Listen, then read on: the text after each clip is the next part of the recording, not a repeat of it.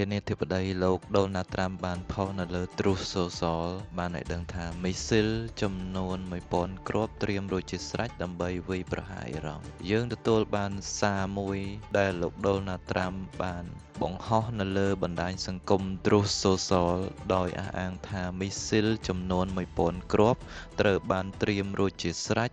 និងកំណត់គោលដៅទៅលើសាធារណរដ្ឋអ៊ីស្លាមអ៊ីរ៉ង់ហើយមីស៊ីលរាប់ពាន់គ្រាប់ទៀតក៏អាចបាញ់តាមភ្លាមផងដែរលោកត្រាំបាន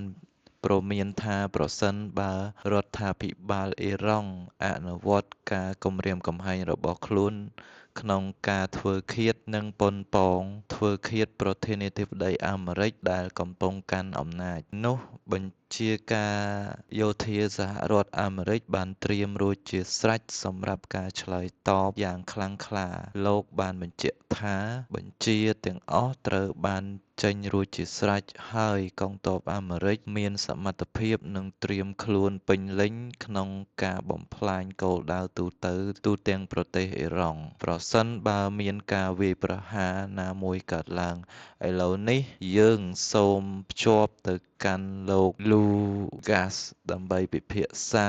អំពីការវិវត្តចុងក្រោយពាក់ព័ន្ធទៅនឹងអ៊ីរ៉ង់និងប្រធានាធិបតីលោកដូណាល់ត្រាំបទសម្ភាសន៍លោក Lucas ដែលគាត់បានរាយការណ៍ពី Fox News បានឲ្យដឹងថាបញ្ហាទាំងអស់នេះបានចាប់ផ្ដើមនៅពេលដែលប្រធានាធិបតីលោកដូណាល់ត្រាំបានចាកចេញពីកិច្ចប្រជុំកំពូល NATO រយៈពេល2ថ្ងៃនៅទីក្រុងអង្ការ៉ាប្រទេសតួគីដោយប្រើយន្តហោះ Air Force One បម្រុងរបស់លោកមិនមែនយន្តហោះថ្មីដែលជាអំណោយពីរាជវង្សកាតានោះទេបន្ទាប់ពីលោកបានទៅដល់ចក្រភពអង់គ្លេសដោយសុវត្ថិភាពរបាយការណ៍ជាច្រើនបានលេចឡើងអំពីការគំរាមកំហែងជីវិតលោកដូណាល់ត្រាំពីភាគីអ៊ីរ៉ង់គួរបញ្ជាក់ថាប្រទេសតួគីមានព្រំដែនជាប់ប្រទេសអ៊ីរ៉ង់ប្រវែង530 គីឡូម៉ែត្រជាមួយគ្នានេះដែរមេដឹកនាំកំពូលថ្មីរបស់អ៊ីរ៉ង់លោកមូស្តាហ្វាហាម៉ានីបានចេញសេចក្តីថ្លែងការណ៍ជាលាយលក្ខណ៍ជាអក្សរជាលើកដំបូងបន្ទាប់ពីពិធីបញ្ចុះសពឪពុករបស់លោកដែលជាអតីតមេដឹកនាំកំពូលរបស់អ៊ីរ៉ង់កាលពីដើមសប្តាហ៍នេះភាគីទាំងពីរបានបន្តការវាយប្រហារគ្នាទៅវិញទៅមកខណៈកងទ័ពអ៊ីរ៉ង់បានវាយប្រហារទៅលើនាវាដឹកប្រេងចំនួន3គ្រឿងនៅច្រកសមុទ្រហូមូសហេតុការណ៍នេះបានជំរុញ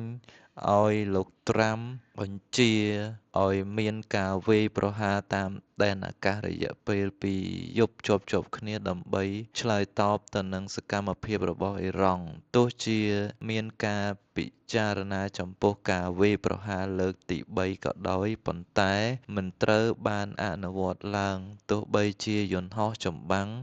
ត្រូវបានត្រៀមរួចជាស្រេចក៏ដោយបច្ចុប្បន្នភាពតានតឹងនៅតែបន្តកើតមានឡើងខណៈភាគីទាំង